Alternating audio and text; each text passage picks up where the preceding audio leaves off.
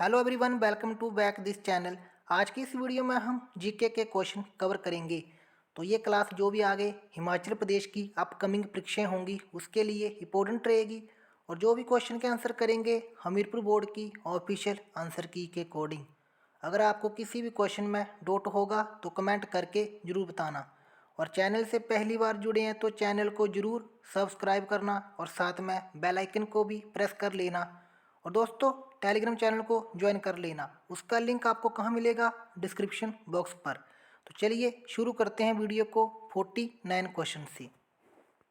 तो इसमें यह पूछ रहा है कि गुरु नानक का जन्म स्थान कौन सा था? तो which was the birth place of Guru Nanak? तो राइट आंसर होगा तलवंडी, ऑप्शन सी। बनारस हिंदू विश्वविद्यालय के संस्थापक कौन थे? तो बात करते हैं बनारस हिंदू विश्वविद्यालय के संस्थापक। तो कौन थे? मदन मोहन मालवीय। और दोस्तों, कमेंट करके बताना ये विद्यालय भारत के किस राज्य में पड़ता है। Question number 51। तो इसमें यह पूछ रहा है कि मुस्लिम लीग ने सर्वप्रथम भारत के विभाजन की मांग की थी। तो भारत के विभाजन की मांग तो यह की थी 1940 में, ऑप्शन सी।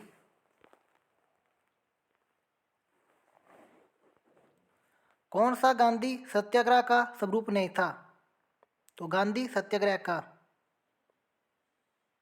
तो असहयोग आंदोलन ये भी था, भूख हड़ताल ये भी थी, सविनय अवज्ञा ये भी था, लेकिन हिजरत नहीं था, ऑप्शन डी। Question number 53। 1857 में जब 1857 में जब महान विद्रोह हुआ तब गवर्नर जनरल कौन थे? तो महान विद्रोह हुआ था तो उसमें थे Lord Canning, option C.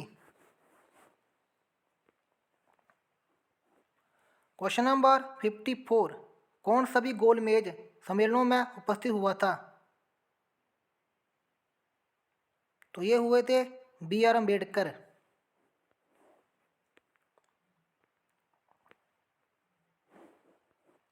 Question number 55। इसमें यह पूछ रहा है कि राजा राम मोहन राय का ब्रह्म समाज अस्वीकार करता था।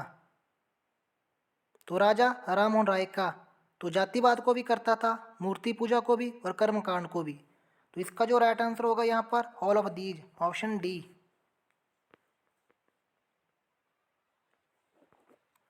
संविधान सभा के सभापति कौन थे? तो संविधान सभा के तो कौन थे? डॉक्टर राजेंद्र प्रसाद।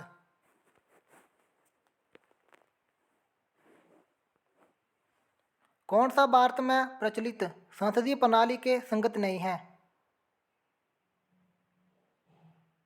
तो राइट आंसर होगा ऑप्शन सी, बहुल कार्यपालिका।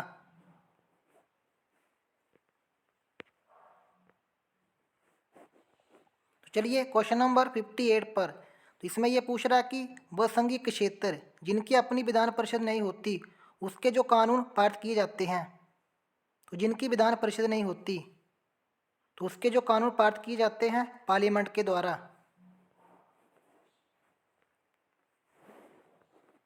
तो सामान्यतः लोकसभा की अवधि कितनी होती है? तो लोकसभा की अवधि तो यह हमें देखने को मिलती है 5 वर्ष। और कमेंट करके बताना राज्यसभा की कितनी होती है। राष्ट्रपति अपना इस्तीफा देता है। तो अगर राष्ट्रपति ने अपना इस्तीफा देना हो तो किसको देगा? उपराष्ट्रपति को।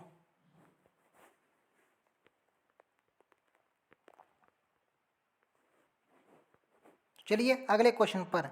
निम्न में से कौन लेख व्यक्तिगत स्वतंत्रता का बचाव है? तो पर्सनल फ्रीडम। तो राइट आंसर होगा बंदी प्रतिष्ठिगन लेख, ऑप्शन बी।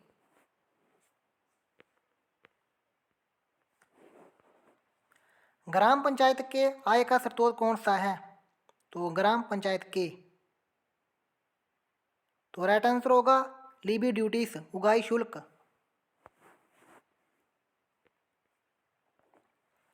पूर्ण राज्य बनने से पहले कौन सा भारत का सहयोगी राज्य था? तो भारत का सहयोगी राज्य तो ये कौन था? सिक्किम। कौन सी भाषा को 8वीं अनुसूची में मान्यता नहीं मिली लेकिन ये राज्य की आधिकारिक भाषा कहलाती है?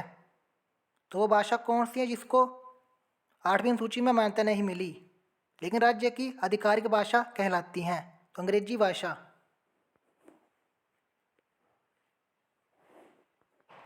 सर्वोच्च न्यायालय की नवीनतम स्वीकृत संख्या कितनी है? तो अभी रिसेंटली कितनी है? 34। Option D.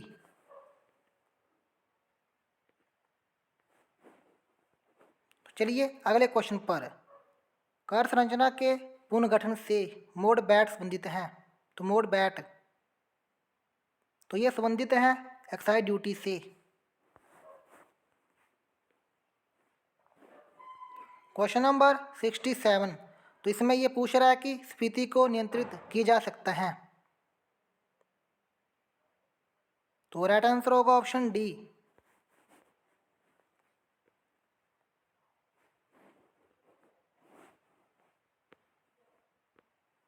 चलिए क्वेश्चन नंबर 68 पर। विभाजन के कारण भारत में कौन सा उद्योग सबसे बुरी तरह प्रभावित हुआ था? तो सबसे बुरी तरह तो कौन हुआ था? जूट और कपास। Option B. तो which regulates the stock exchange in India? तो भारत में जो स्टॉक एक्सचेंज का कौन कंट्रोल करता है? तो सेबी। Option D.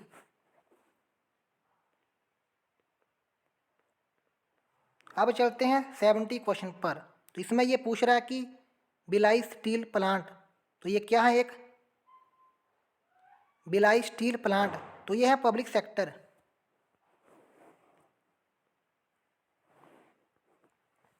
पृथ्वी के स्तर पर सूर्य तपन का कितना प्रतिशत प्राप्त होता है?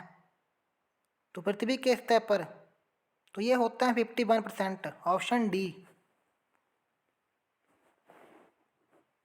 तो चलिए क्वेश्चन नंबर 72 पर। सूर्य से पृथ्वी की निकटतम दूरी किस तारीख को होती है? तो सूर्य से पृथ्वी की तो ये होती है 3 जनवरी को, सबसे नज़दीक। जेट स्ट्रीम पाया जाता है? तो जेट स्ट्रीम तो ये पाया जाता है ट्रोपोस्फियर में।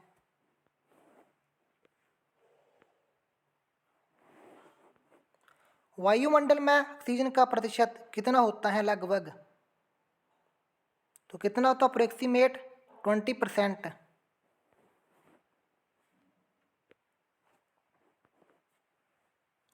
बिजली चमकने और थरथराहट के साथ अक्सर किस प्रकार की वर्षा होती है? तो किस प्रकार की वर्षा होती है? कन्वेंशनल। तो चलिए क्वेश्चन नंबर 76 पर। इसमें यह पूछा गया कि भूकंप के कारण समुद्री ज्वारीय तरंगें कहलाती हैं। तो जो भूकंप के कारण होती हैं समुद्री ज्वारीय तरंगें तो ये कहलाती हैं सुनामी।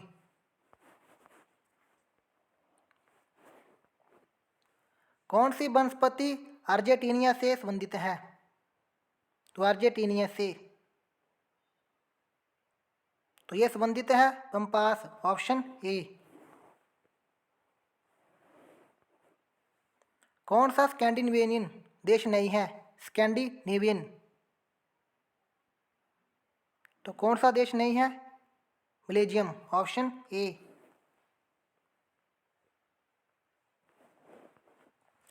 बंगाल की खाड़ी में किस मौसम में उष्णकटिबंधीय चक्रवात की बारंबारता अधिकतम होती है? तो बंगाल की खाड़ी में तो किस मौसम में होती है ये? सर्दी के दौरान।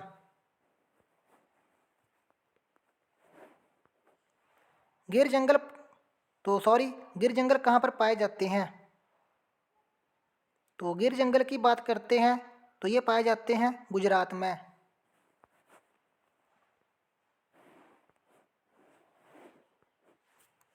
Question number 89। भारत में हीरे की खदानें मुख्यतः कहाँ पर हैं? तो हीरे की खदानें तो ये हमें देखने को मिलती हैं पन्ना में और ये पड़ता है मध्य प्रदेश में। तो चलिए क्वेश्चन नंबर 90 पर। उत्तरी पूर्वी रेलवे का मुख्यालय कहाँ पर है? तो उत्तरी पूर्वी रेलवे का तो कहाँ पर है? गोरखपुर में, ऑप्शन सी।